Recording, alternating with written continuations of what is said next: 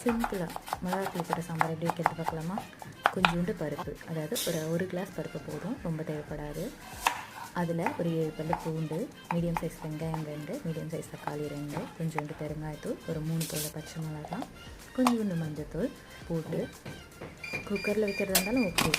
குக்கரில் வச்சு ஒரு 3 விசில் போல் வாங்க போதும். 3 விசில் வந்ததுக்கப்புறமா தாளிப்புக்காக ஒரு பாத்திரத்தில் கொஞ்சோண்டு எண்ணெய், கொஞ்சம் கடுகு, கொஞ்சம் சீரகம், 2 காஞ்ச மிளகா கிள்ளி போட்டு